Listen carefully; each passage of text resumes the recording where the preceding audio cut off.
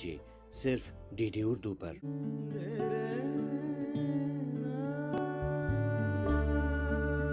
हरिनगर मुंबई शहर की दूसरी बस्तियों की तरह एक छोटी सी बस्ती है। ये खास तौर पर मजदूरों और जरी के कारीगरों की बस्ती है, जहां बच्चे स्कूल भेजे जाने की बजाय काम पर भेजे जाते हैं।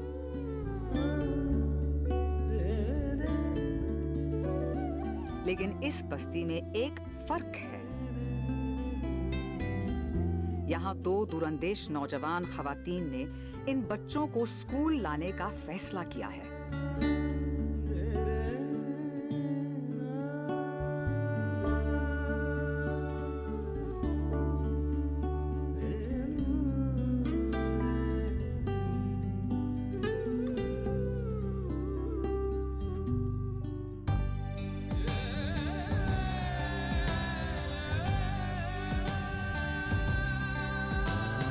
चल पड़ूं तो रास्ते समेट लूं, जो उड़ चलूं तो आसमां लपेट लूं, पहाड़ तोड़ दूं जो ठान लूं अगर, मैं लेके आ रही हूँ एक नई शहर, नया फलक नई ज़मीं बनाऊंगी, मैं मंजिलों को साथ लेके जाऊंगी, कठिन नहीं मेरे लिए है कोई सफर, मैं लेके आ रही हूँ एक नई शहर, मैं लेके आ रही हूँ एक नई शहर, मैं लेके आ रही हूँ एक नई शहर।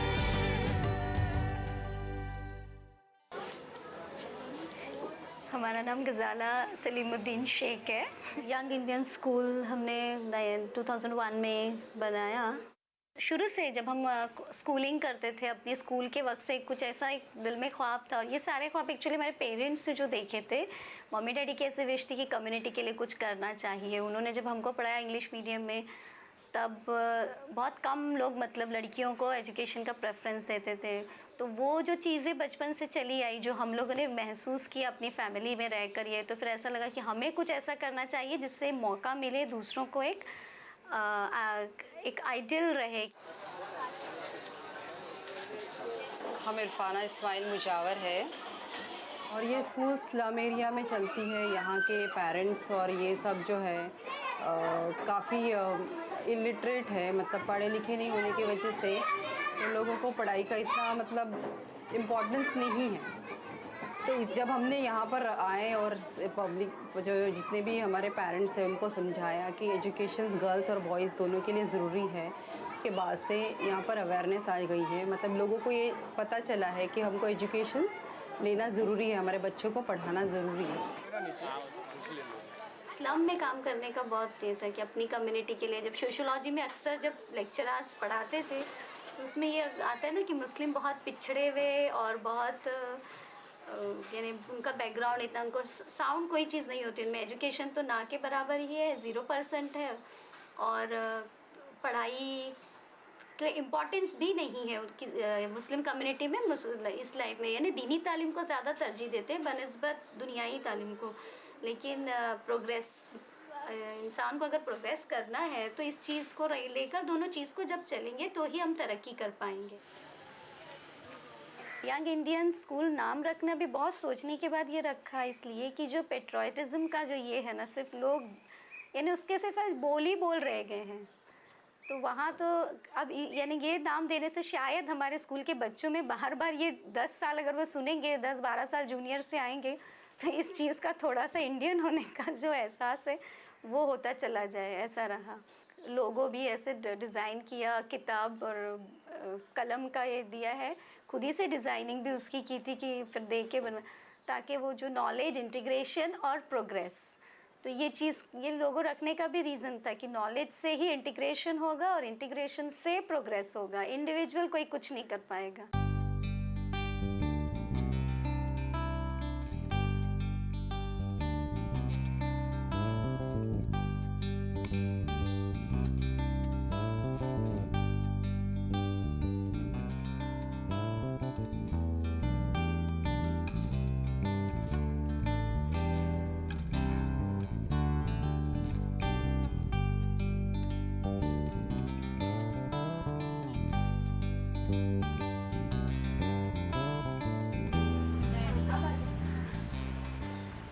कुछ करने का जोश जो है वो एक स्कूल से ही चालू हो गया था। 11th कंप्लीट किया और फ़ौरन वेकेशन में मॉन्टेसरी ट्रेनिंग जॉइन कर ली ताकि टाइम जो है वेस्ट ना हो। टाइपिंग भी हमने जब 9th स्टैंडर्ड में थे टाइपिंग इंस्टीट्यूट जॉइन कर लिया, जिससे कि हमको वो चीज़ जो है आ जाए। हुनर यानी डैडी का था ये सारा, यानी डैडी ने इसमें काफ़ी बढ़ावा दिया कि बेटा हुनर कोई भी बेकार नहीं है, वक्त को ज़ाया करने से बेहतर है कि जो भी तुम कर सकती हो करो। डैडी यानी गाइडिंग लाइन रहे, उन्होंने अपनी पढ़ाई नहीं कर पाए, बहुत सारे वजह थी उसकी, लेकिन उन्होंने पूरी कोशिश की कि उनकी ये बच्चे जो है उनकी जो भी कैपेसिटीज़ थी उन्होंने उसमें हम लोगों को एक बेहतर बचपना लिया, यानी जो हमने दूसरों को चीज़ देखी नहीं। यानी आज हमारे पास जितनी भी इंफॉर्मेशन है या जो भी चीज़ें मालूमात है या जिस तरीके हैं वो सब कुछ हमें जो है ना बाहरी नॉलेज जो है हमें हमारे वालिद से ही मिली, और उन्होंने ही इस चीज़ को बढ़ावा देते चले गए। और घर में मम्मी का सपोर्ट काफ़ी था इन सब चीज़ों में, जैसे उन्होंने कभी इस चीज़ को फोर्स नहीं किया कि भाई आप इतना टाइम मतलब इसमें लगा रहे हो, इससे बेहतर आप घर के कामों में हमें हेल्प करो या यही काम करो, तुमको क्या करना है। ऐसे तरीके के जो जनरल स्टेटमेंट हम दूसरे आम लोगों के घरों में जो सुनते हैं ना, वो हमने हमारे पेरेंट्स से हमारे या हम 6 बच्चों के लिए कभी नहीं सुना। हमारा इरादा तो ये था कि बच्चों को पढ़ाएं, लड़की हो चाहे लड़का हो, और ज़्यादातर तो डॉक्टर ये सब ख्यालात थे कि बनाने का, मगर वो चीज़ें हो नहीं सकी। तो उसमें हमको गज़ाला से सब चीज़ें मिली, क्योंकि हम चाहते थे जो तो सब हमारे को गज़ाला से सब हमारी अरमानें पूरी हुई।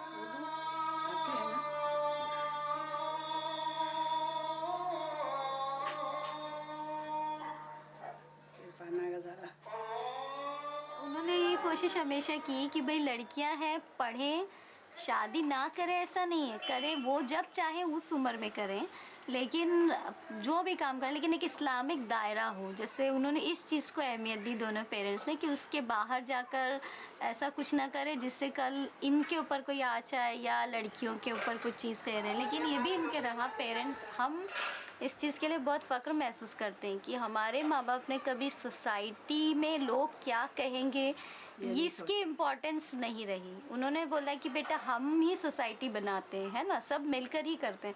तो इन लोगों का ये सोचने का तरीका ही था जो इतना पॉजिटिव था ना और इतना स्ट्रॉन्ग था कि हम लोगों ने भी इस चीज़ की कभी परवाह नहीं की कि आज हम अगर ऐसे, पहले हम लोग पर्दे का पाबंदी नहीं थी, बाल भी कटे हुए थे और खुले भी रखते थे, जो जैसे रहते एक नॉर्मल मॉडर्न लड़कियां का जो रहन सहन उसी तरीके से थे। लोगों को लेकिन चाहिए था कि हमें ये पहने ये करें, सब पहनाया, सब किसी चीज़ में हम लोग भी नाराज़ी नहीं। यानी उन्होंने ये नहीं सोचा कि जैसे अभी लोग क्या कहेंगे, हम मुस्लिम कम्युनिटी के हैं। हालांकि हमारे पेरेंट्स को कई बार हमने देखा कि जब हम फैमिली गैदरिंग्स में जमा होते थे तो उसमें ये बात आती है ना कि जैसे कोई बोलता है कि क्या आप इंग्लिश मीडियम में पढ़ाने का, लोगों ने शुरू में डैडी से कहा भी क्योंकि खर्च ज़्यादा है ना वो, और चारों पहले बड़ी लड़कियां, तो लड़कियों को आप इंग्लिश मीडियम में ही पढ़ा रहे हो, फिर वो क्या काम आएगा, ऐसे बहुत कुछ सुना। लेकिन उन्होंने इस चीज़ को कभी इम्पोर्टेंस नहीं दी। याद आ रही थी ना, बहुत अच्छा करती है। हाँ, बोलती बहुत अच्छा है। अभी भी जो थी वही बोल लेती बहुत अच्छा, मगर वो हंसाती ऐसे रखिए थोड़ी। हम लोगों को तो सबको एक वक्त ऐसा था कि मेंटल लेवल पूरा ज़ीरो हो गया था और यूँ महसूस होता था कि लाइफ अब जो है ख़त्म हो चुकी, मतलब अब कुछ भी नहीं बचा। जब घर छोड़कर हम आए और यहाँ हम रहे, यहाँ पे डैडी के एक दोस्त थे मिल्लत नगर में, वही उनका फ्लैट खाली पड़ा था, तो उन्होंने कहा था कि जैसे माहौल ख़राब है, आप 1 दिन के लिए या 2-3 दिन के लिए हट जाइए, लड़कियाँ हैं बड़ी, फिर आप वापस चले जाना। उसके बाद जो हम यहाँ आए तो 93 जनवरी 9 जैन 1993 को हमने अपना घर छोड़ा। उसमें ज़्यादातर अब हम तो नहीं थे, लेकिन देखने वाले आस पड़ोस के ही लोगों ने बताया कि वहीं के मोहल्ले के वही लोग शामिल थे जो एक वक्त हम लोगों के साथ बैठकर खाते थे, खाना पीना खाया। तो अब वो तो असर था, एक हवा का झोंका बुरा था, वो सभी के लिए था, उसके लिए कोई नहीं। फिर ऐसा रहा कि भाइयों की तालीम मतलब ख़त्म इसलिए हो गई कि उन्हें ये सोचने लगा, भाई जो बड़ा था दोनों में से, उसको ये सोचने लगा कि भाई अब पूरी शुरुआत करना बहुत मुश्किल है। तो इम्पोर्टेंस हमें यहाँ से और ज़्यादा महसूस होने लगी कि ये जो लड़ाई झगड़ा या राइट्स ही है, ये हम क्यों बहक जाते हैं या हम क्यों इतने जोश में आ जाते हैं। कई सेमिनार्स हमने इस पर अटेंड किए और इनवाइट भी किया गया था, तो वहाँ पे भी जब हमको बोलने का मौका मिला तो हमने यही सवाल उन लोगों के भी आगे रखा। जैसे हम एक सेमिनार में गए थे, वहाँ पे काफ़ी सब एजेड आदमी इसी बात पर हो रही थी कि राइट्स क्यों होते हैं। तो हमें जब मौका मिला, फ़िरोज़ अशरफ ने हमें भी मौका दिया कि भाई इनके भी कुछ व्यूज़ जान ले इस सेमिनार के एंड में। तो हमने उनसे सबसे एक ही सवाल किया वहाँ पे कि आप सब बुज़ुर्गों ने, सब एज वाले थे, कि आप सब बुज़ुर्गों में तो ये बात कही यहाँ पे कि ये नहीं होना चाहिए, हमारे यंगस्टर्स ऐसे होने चाहिए और ये होने चाहिए, लेकिन क्या आपने अपने घर के लड़कों में या अपने लोगों में ये बात को इनकलकेट किया? तो 93 जैसी नौबत क्यों आई? हम ही लोग तो सब मिलकर इस चीज़ को अगर नहीं देंगे तो वो चीज़ फिर वही उभरेगी। यानी ये कहीं ख़त्म नहीं होने वाला है सिलसिला, जो है 84 जैसा हो, 93 जैसा हो या गुजरात के जैसा हो, ये मसला कहीं एंड नहीं होगा जब तक हमारी पढ़ाई, एजुकेशन को, हम जो एजुकेशन देता है वो इसको एक खुले और बड़े पैमाने पे इसको बताए ना, तब तक हम इसके कोई फ़ायदा नहीं उठा सकेंगे। India is my country. All Indians are my brothers and sisters. I love my country and I am proud of you, rich and very heritage. I shall always try to live what you preach. I shall give my parents, teacher and all elders respect and treat everyone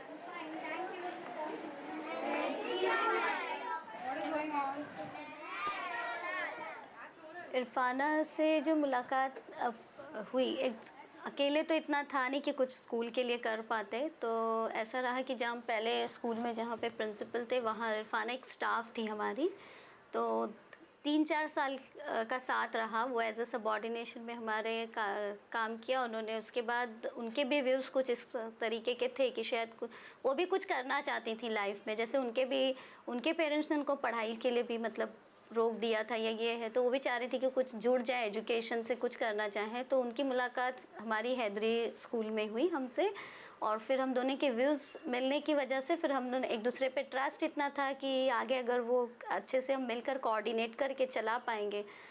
तो हमने इस तरीके से ये school की इरफाना से मुलाकात हुई और यंग इंडियंस स्कूल को फिर जगह ख़रीदी। उसके लिए जगह ख़रीदने का ये था कि उनकी मम्मी ने जो उनके लिए, पेरेंट्स ने उनके पैसे जो रखे हुए थे शादी के, वो पैसे उन्होंने इसमें लगा दिए और हमने, हमारी पोजीशन तो फाइनेंशियली इतनी थी नहीं, तो हमने पूरा लोन उठा लिया उसके लिए, और लोन लेकर फिर हमने प्लॉट देखा। कई रूम हमें उससे सस्ते में और अच्छे मतलब बड़ी जगह मिल रही थी, लेकिन हमने उतनी छोटी सी जगह लेने का रीज़न ये था कि वो एक ऐसा स्पॉट है जो राइट हैंड पे पूरी मुस्लिम आबादी है और लेफ़्ट हैंड पे सारे हिंदू आबादी है।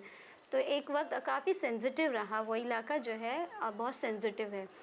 कभी थोड़ी बहुत भी बातचीत, अगर कुछ भी जैसे अफवाह भी फैलती है तो वहाँ पे ज़ोर जल्दी पकड़ता है उस इलाके में। तो हमें एक ऐसा था कि भाई हमारा स्कूल जो है एक ऐसा स्पॉट बने और यहाँ पे दोनों तरफ के इलाके के, राइट और लेफ़्ट हैंड के दोनों बच्चे इधर आए। यानी एक स्कूल के, हमने ऐसा सोचा कि हमारे 2 हाथ जो है एक स्कूल बनकर दोनों तरफ से ये रहा, और उसमें हमें काफ़ी हद तक कामयाबी भी है, क्योंकि अब हम देखते हैं कि वहाँ के आसपास के जो लोग हैं एक दूसरे से काफ़ी मिलने जुलने लगे हैं। अब पहले की तरह वहाँ माहौल तो थोड़ा बदल गया है। फर्स्ट एक नॉन मुस्लिम बच्चा जब आया था, 2-3 बच्चों ने आसपास की हिम्मत की। हम लोग अक्सर पूरे बुरखे में होते हैं, सिर्फ चेहरा खुला होता है, तो कुछ लोगों का ऐसा था कि अरे अगर बच्चे इधर आए अंदर, पता नहीं, एक पेरेंट को किसी उनके पड़ोसी ने कमेंट किया कि अगर आपने एक ही तो बेटा है, आप अगर उसको स्कूल में इनके ऐसे के हवाले करोगे मुसलमानों के, तो बोले मार कर डाल देंगे तब भी आपको पता नहीं चलेगा।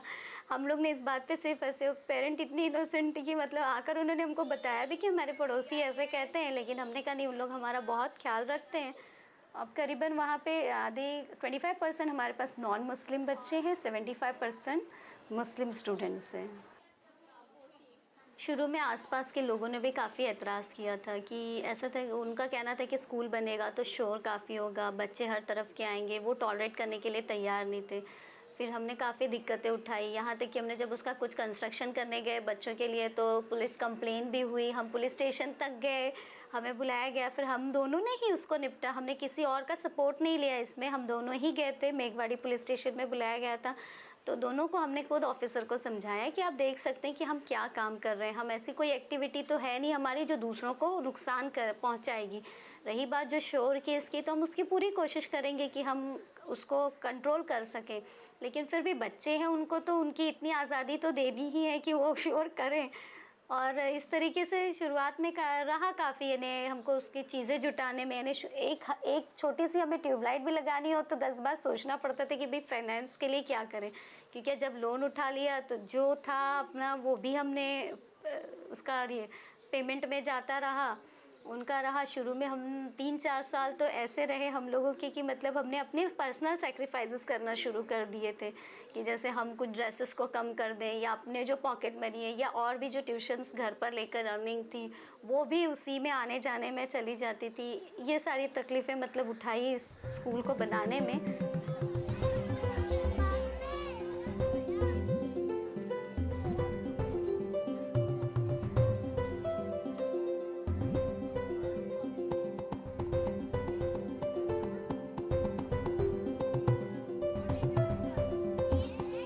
सारे बच्चे वहाँ के जो है सब लेबर क्लास के हैं, ज़्यादातर डोमेस्टिक वर्कर हैं, माएँ ज़्यादा घर का काम करने वाली हैं, मेसन है, कारपेंटर है, सारे ऐसे ही बच्चे हैं। बच्चों को इस तरफ रुझान लाने के लिए बहुत मेहनत करनी पड़ती है। उनका तो ऐसा ही मतलब ख्याल रहता है कि हम ना पढ़े तो अच्छा है। अभी जो बच्चे जूनियर से लेके 2nd या 3rd स्टैंडर्ड तक के काफ़ी सीरियसली वो स्टडीज़ पे ध्यान देते हैं बच्चे, लेकिन जैसे जैसे उनकी एज बड़ी होने लगती है तो दूसरी चीज़ों में उनका जब ध्यान बंटने लगता है तब हमको ये दिक्कतें शुरू होती है कि उनको भी पढ़ना नहीं है या उसमें इंटरेस्ट कम होता जाता है। पेरेंट्स का कोई एंटरटेनमेंट का ज़रिया नहीं है, तो उन्होंने घरों में केबल लगाया हुआ है और उनके अपने जो टाइमिंग्स है वो बच्चों को सूट नहीं करते हैं, तो इस तरीके से ये भी एक रीज़न है। वो कारीगर लोग हैं, रात भर भी काम करते हैं, घर ही में कारखाने भी हैं, एक ही छोटा सा कमरा है उसी में कारखाना भी है, उसी में फैमिली भी रह रही है, और वो टीवी है तो वो तो उसको छोड़ेंगे, जब चालू है तो वो भी देखेंगे, फिर वो 12 भी बज जाए, 1 भी बज जाए। तो ये एक सारे बहुत से रीज़न है जो, और ये हम लोग फेस करते ही हैं।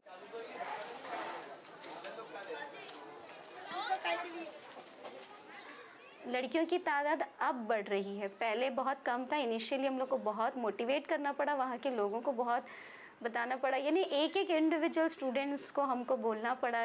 ऐसी कई लड़कियाँ हमारे स्कूल में हैं जिनके घरों में बहुत तकलीफ़ है, जो पेरेंट्स हमारे पास आते रहते हैं कि अगर कहीं से हम उनको अरेंजमेंट करवा कर दे दें फ़ीस का, या वो नहीं भर पाते तो हम करा देते हैं जहाँ से भी मुमकिन होता है, और वो लोग उस चीज़ को कंटिन्यू कर रहे हैं। तो ये चीज़ ही ज़ाहिर करती है कि उन्होंने बच्चियों को हिम्मत हार कर घर पे बिठाया नहीं। पेरेंट्स में ये इंटरेस्ट पैदा हो रहा है कि भाई लड़कियों को भी पढ़ाना चाहिए, चाहे वो शादी होके दूसरे घर भी जा रही है या वो वहीं पे ठप हो जाएगा, लेकिन वहाँ की एक मेंटालिटी ये बन गई है वहाँ के लोगों की।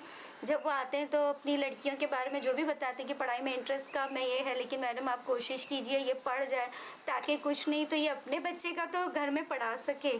तो देखिए ये सेंटेंस बोलना ही काफ़ी है ना, यानी ये चीज़ दिखाता है कि वो चाहते हैं कि बच्चियाँ चाहे वो कितनी भी मेहनत कर लें लेकिन वो एसएससी तक तो कंप्लीट करें।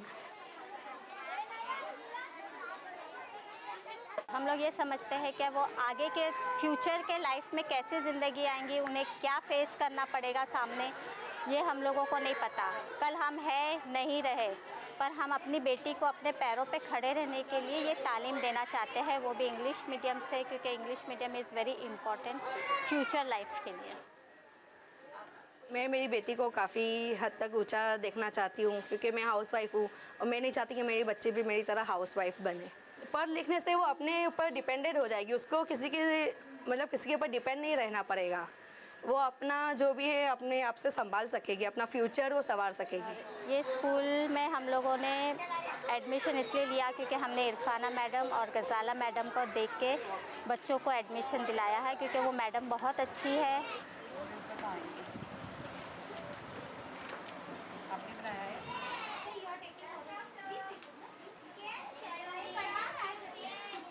स्कूल की पूरी टीचर्स लोग लेडीज़ है, स्कूल के प्रिंसिपल है वो भी लेडीज़ है, पूरा मतलब लेडीज़ लोग ही वो स्कूल को हैंडल कर रहे हैं। तो जैसे यहाँ की वुमेन्स में भी वो है कि नहीं हम भी इस तरीके से कुछ कर सकते हैं, ये हम लोग में भी ये चेंजेस आया है।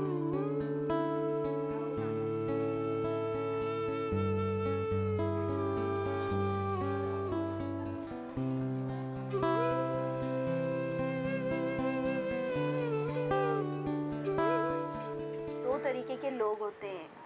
अभी आज़ादी की लड़ाई फ्रीडम फाइटर्स ने भी की और रेवोल्यूशनरीज़ ने भी की, लेकिन रेवोल्यूशनरीज़ का क्या हाल हुआ और फ्रीडम फाइटर्स का क्या हुआ, ये दो अलग अलग पहलू हैं। चंद रेवोल्यूशनरीज़ ऐसे रहे जिन्होंने जो, ये नहीं कह रही कि उनके पास एजुकेशन नहीं था, लेकिन वो जो लेवल था शायद सोचने का अंदाज़, वो चीज़ से वो अपनी जान को बहुत कम उम्र में ही गवा बैठे, है ना। लेकिन इन लोगों ने क्या किया, नेहरू है और गांधी जी हैं और अब्दुल कलाम आज़ाद, इन्होंने अपने एजुकेशन का फ़ायदा इस तरीके से उठाया कि उस मजबूत बैकग्राउंड से लड़ाई भी की, अपने स्टेटस को भी बनाया और साथ साथ इन्हें आज पूरा वर्ल्ड मतलब उनको एक अच्छे उस पर देखता है, उनके रिस्पेक्ट करता है, उनके आइडियोलॉजीज़ को, उनकी थिंकिंग्स को मानता है। तो हमको जब बनना है एजुकेशन से तो इस तरीके की हमको वो लेनी चाहिए कि भाई हम पढ़कर जो है सोसाइटी में चेंजेस ऐसे लाए, ना कि लड़ झगड़ कर, और पढ़ाई का उस पर कोई मायने ही नहीं रहता है। आजकल के लड़कों और लड़कियों के ख्वाब है कि वो अपने से ऊंचे वालों को देखकर ये सोचते कि हाँ ये कितनी जल्दी ये वहाँ तक पहुँच गए, लेकिन अगर उनके बारे में अगर वो जाने, कोशिश करें कि वो उनको जाने, उनकी लाइफ को जाने कि उन्होंने क्या तकलीफ़ें उठाई, क्या मुश्किलात उनके सामने पेश आई, तब उन्हें इस चीज़ का एहसास होगा। और अगर वो भी उस पोजीशन पे पहुंचना चाहते हैं तो ज़रूर पहुंचेंगे। तो जो कोई भी है वो अपने मकसद को लेके चले और सही का रास्ता और सब्र जो है, पेशेंसली अगर वो कुछ करता है तो वो ज़रूर अपने मकसद में कामयाब होगा। लेकिन हर तकलीफ़ों को देखते हुए हिम्मत नहीं छोड़े, ये ना सोचे कि हम वहाँ तक पहुँच ही नहीं सकते।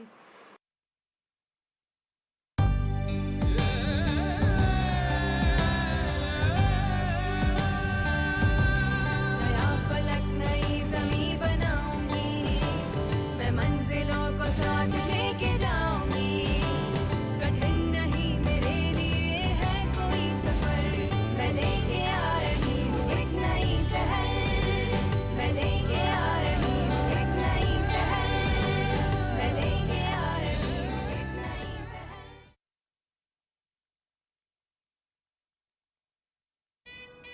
हनीमून के लिए कहाँ जाना है?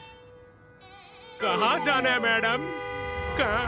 शादी के पहले आता है सीजन शादी.com का। आज ही डाउनलोड कीजिए।